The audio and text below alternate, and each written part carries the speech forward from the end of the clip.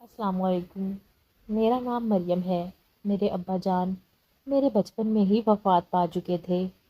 جیسے ہی میں نے جوانی کی دہلیز پر قدم رکھا، میری خوبصورتی کے چرچے ہر جگہ تھے اور مجھے دیکھنے والا جو بھی ایک بار دیکھ لیتا، اس کی مجھے دوبارہ دیکھنے کی خواہش ہوتی۔ میری اماں نے مجھے بہت ہی ماڈرن انداز میں پالا تھا۔ وہ زیادہ تر مجھے پینٹ شرٹ ہی لے کر دیتی تھی۔ اکثر اماں کو منع کرتی، میری اماں کہتی تمہیں یہ ضرور پہننی ہوگی۔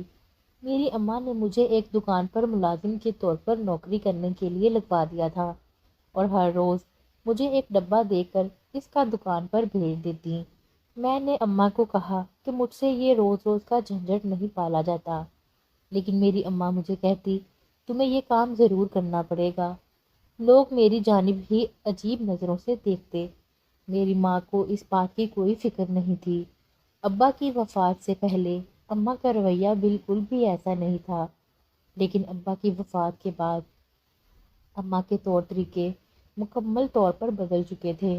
میں نے اپنی ماں کو اماں پہلے تو بابا کی موجودگی میں آپ ایسے کام نہیں کرواتی تھی۔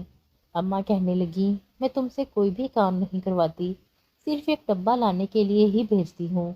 ابھی میں نے اپنی بات پوری بھی نہیں کی تھی کہ اماں نے مجھے کہا جلدی سے اپنے کپڑے بدلو اور جا کر وہ ڈبہ لے کر آؤ، وہ دکان والا تمہارا انتظار کر رہا ہوگا۔ میں فوراً ہی اپنے گھر سے نکل پڑی۔ ساری گلی سنسان پڑی ہوئی تھی۔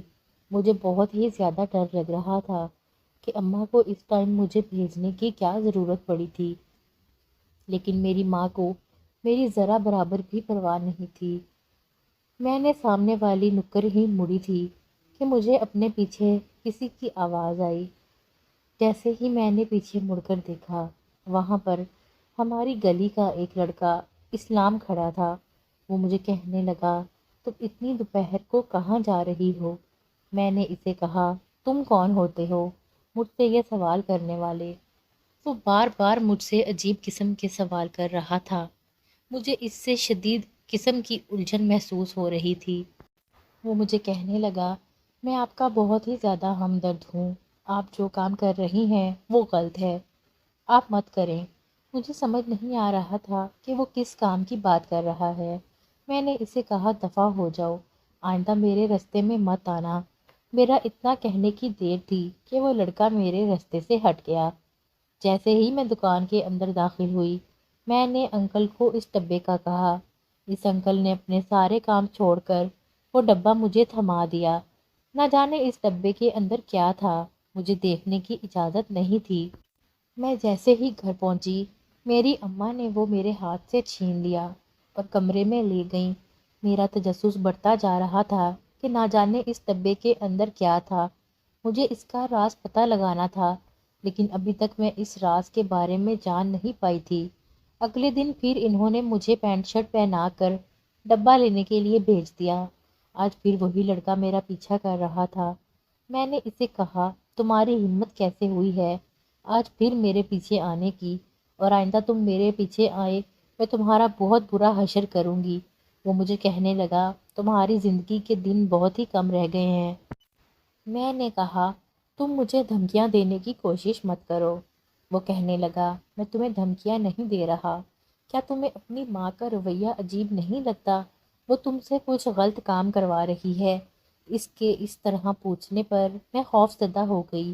وہ کہنے لگا جو تمہاری ماں وہ ڈبہ روز تمہیں اس دکان سے لانے کے لیے کہتی ہے، تم نے کبھی اپنی ماں سے پوچھنا گوارا نہیں کیا کہ اس ڈبے کے اندر کیا ہوتا ہے؟ اس کے بعد جو بات اس نے مجھے بتائی، وہ سنتے ہی میرے رونگٹے کھڑے ہو گئے۔ مجھے یقین نہیں آ رہا تھا کہ میری سگی ماں میرے ساتھ ایسا کیسے کر سکتی ہے۔ میرے اوپر نئے نئے راز عیاں ہو رہے تھے۔ وہ کہنے لگا یہ سب بتانے کے لیے ہی میں تمہارے پیچھے آتا تھا، اور اگر تمہیں میری باتوں پر یقین نہیں آتا تو آج وہ کھول کر تم خود دیکھ لینا۔ میں جیسے ہی وہ ڈبہ لینے دکان کے اندر داخل ہوئی، آج وہ دکان والا مجھے بہت ہی عجیب نظروں سے دیکھ رہا تھا۔ اس نے ڈبہ لا کر مجھے تھما دیا۔ میرے اندر ہمت نہیں ہو رہی تھی کہ میں ایک قدم بھی آگے چل پاؤں۔ میرے قدم من من کے بھاری ہو چکے تھے۔ لیکن میں نے ہمت کر کے جیسے ہی اس ڈبے کا ذرا سا کھول کے دیکھا، میرے اس ڈبے کو دیکھ کے اوسان خطا ہو چکے تھے۔ میں اس ڈبے کو لے کے اپنے گھر کے اندر داخل ہو چکی تھی۔ اماں نے فوراً اس ڈبے کو لے لیا اور اپنے کمرے کے اندر جا کر بند ہو گئیں۔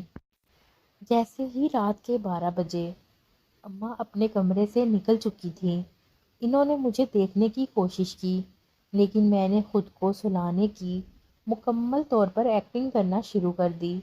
جب ماں کو یقین ہو گیا کہ میں سو رہی ہوں، وہ فوراً ہی گھر سے باہر نکل پڑیں۔ میں نے اپنی ماں کا پیچھا کرنا شروع کر دیا۔ جیسے ہی میں نے ماں کو دیکھا تو وہ سامنے والی دکان والا آدمی ماں کے ساتھ کھڑا ہوا تھا۔ میرے اوپر ساری حقیقت عیاں ہو چکی تھی۔ میرا دل خون کے آنسو رو رہا تھا۔ میں بوجھل قدموں سے چلتی ہوئی واپس اپنے بستر پر آ کر لیٹ گئی۔ اب صرف صبح ہونے کا انتظار تھا۔ اگلی صبح ہمارے دروازے پر دستک شروع ہو گئی۔ جیسے ہی میں نے دروازہ کھولا تو سامنے پولیس کھڑی تھی اور پولیس والوں نے اماں کو گرفتار کر لیا تھا، کیونکہ اماں کا تعلق ایک ایسے گروہ سے تھا جس کا کام چھوٹے بچوں کو اسمگل کرنا تھا، اور اس ڈبے کے اندر بھی نومولود بچے ہوتے تھے۔